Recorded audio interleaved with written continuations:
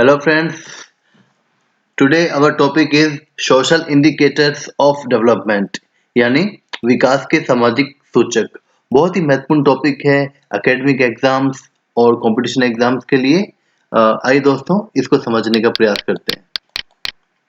देखो दोस्तों, किसी देश ने कितना विकास या वृद्धि की है इसको मापने के लिए सामान्यतः उस देश की जीएनपी यानी ग्रॉस नेशनल प्रोडक्ट और प्रति व्यक्ति जीएनपी या प्रति व्यक्ति आय को देखा जाता है।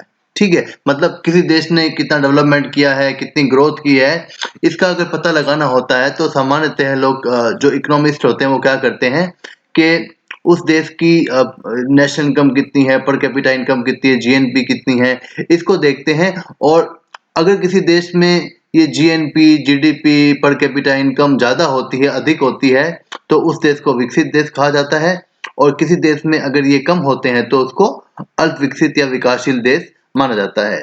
लेकिन बहुत सारे जो इकोनॉमिस्ट है, जो अर्थशास्त्री है, वो विकास या डेवलपमेंट को मापने के लिए केवल जीएनपी या प्रति व्यक्ति आय या ये जो जीडीपी है इसको एक इंडिकेटर मान लेना उचित नहीं मानते, बल्कि वो डेवलपमेंट और ग्रोथ को मापने के लिए कुछ सामाजिक सूचकांक यानी सोशल इंडिकेटर्स को शामिल करते हैं।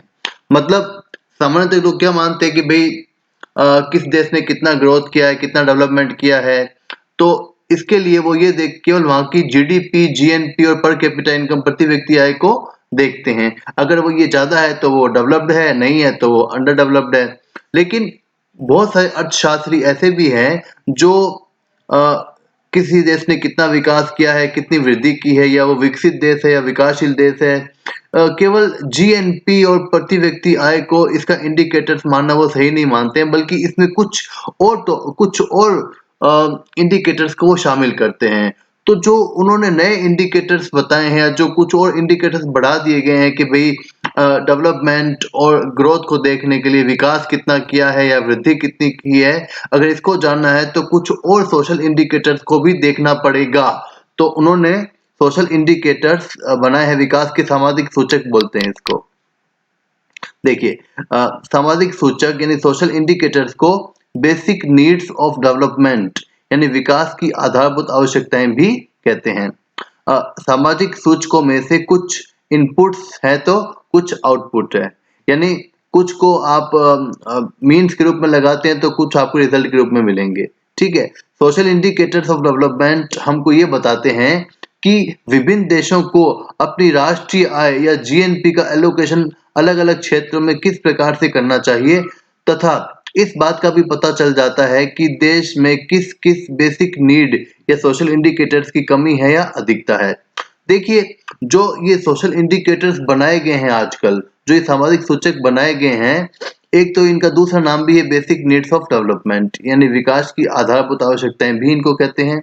दूसरी ओर जो सोशल इंडिकेटर्स है डेवलपमेंट के, जो सामाजिक सूचक है विकास के, उनसे हमें ये पता लग जाता है, अगर हम उनकी स्टडी करते हैं इनकी, तो उससे हमें ये ज्ञान मिल जाता है, ये पता लग जाता है कि जो देश की राष्ट्रीय आय है, जो देश की नेशनल इनकम या जीएनपी, जीडीपी है, उसका जो आवंटन है, जो एलोकेशन है, वो अलग-अलग सेक्टर्स में किस प्रकार से करना चाहिए ताकि मैक्सिमम हमको उसका रिजल्ट मिल सके। ये भी पता लग जाता है कि इससे किस-किस बेसिक नीड या किस-किस क्षेत्र में कमी है, किस चीज़ को मतलब कौन-सा क्षेत्र में अभी भी बैकवर्डनेस है कि उसको सुधार की ज़रूरत है, और कौन-सा क्षेत्र अच्छे से काम कर रहा है या उसमें ज़्यादा अधिकता आ रही है। अब देखिए दोस्तों, दो अर्थशास्त्री है हिक्स एंड स्ट्रीटन। तो इन्होंने हिक्स और स्ट्रीटन ने जो सामाजिक सूचक दिए वो 6 सामाजिक सूचक दिए हैं, 6 सोशल इंडिकेटर्स इन्होंने दिए हैं। और किसी भी देश ने कितना विकास किया है, कितनी वृद्धि की है, कितना डेवलपमेंट किया है, इसका पता लगाने के लिए वो इन 6 इंडिकेटर्स का, 6 सूचकों का अध्ययन करते हैं या मेजरमेंट करते हैं। नंबर 1 पे आता है हेल्थ, स्वास्थ्य देखा जाता है। नंबर 2 इंडिकेटर है एजुकेशन यानी शिक्षा। नंबर 3 फूड यानी भोजन। नंबर 4 वाटर सप्लाई यानी जल आपूर्ति। नंबर 5 सैनिटेशन यानी साफ सफाई। और नंबर 6 हाउसिंग यानी मकान। अब देखिए दोस्तों, जब हेल्थ इंडिकेटर को देखा जाता है तो हेल्थ के लिए जन्म के समय जीवन प्रत्याशा यानी life expectancy at the birth ये देखी जाती है, ठीक है। तो अगर ये लाइफ एक्सपेक्टेंसी ज़्यादा हो लगती है, काफ़ी ज़्यादा होती है, 70 साल, 75 साल, 80 साल, तो ये माना जाता है कि उस देश की हेल्थ फैसिलिटीज़ बहुत अच्छी है।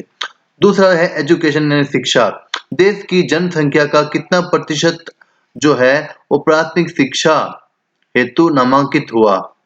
अ, तो मतलब एनरोलमेंट कितने बच्चों का हुआ प्राथमिक शिक्षा पाने के लिए, मतलब उन्होंने कम से कम अपनी प्राइमरी एजुकेशन को पूरा किया, उनकी लिटरेसी जो है वो लिटरेसी रेट देखी जाती है। देन फूड, प्रति व्यक्ति कैलोरी उपभोग। फूड में आप ये देखोगे कि जो है पर हेड कितनी कैलोरी कंजप्शन हो रहा है, ठीक है। यानी एक व्यक्ति एक दिन में जो है वो कितनी कैलोरी का भोजन करता है। वाटर सप्लाई में ये देखा जाता है जल आपूर्ति में कि शिशु मृत्यु दर कितनी है वहां की, तथा कितने प्रतिशत जनसंख्या को साफ जल उपलब्ध है।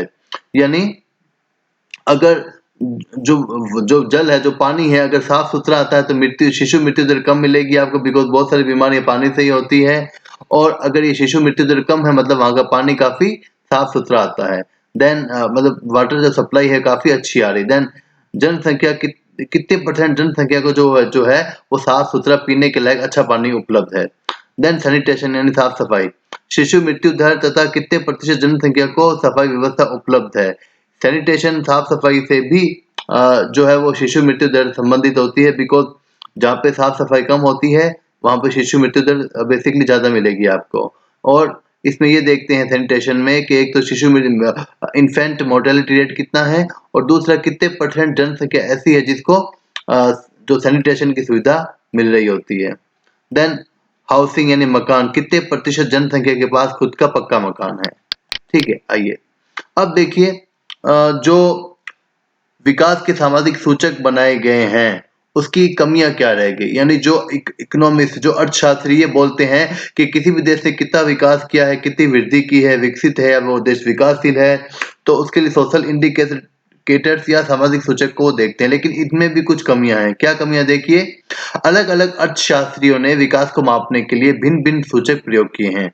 जैसे कुछ economist HDI human development index मानव विकास सूचकांक के द्वारा विकास और वृद्धि को मापते हैं, कुछ PQLI के द्वारा मापते हैं। यानी मैंने आपको 2 एग्जांपल दिए, और भी काफी इंडिकेटर्स है इसके। तो इकोनॉमिस्ट इसमें एक मत नहीं है डेवलपमेंट और ग्रोथ को मापने के लिए। देन इंडिकेटर्स को भार या वेट देने में मतभेद, यानी एजुकेशन को कितना वेट देना है, हेल्थ को कितना वेटेज देना है, वाटर सप्लाई, तो अलग अलग इकोनॉमिस्ट को वेट देने में भी एक मत नहीं है।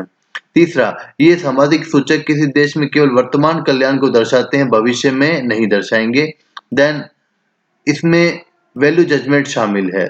वैल्यू जजमेंट यानी एक का आपको, अगर आपको एक को ज्यादा देना है तो दूसरे को कम देना पड़ेगा। यानी हमारे पास जो रिसोर्सेज होते हैं वो लिमिटेड होते हैं।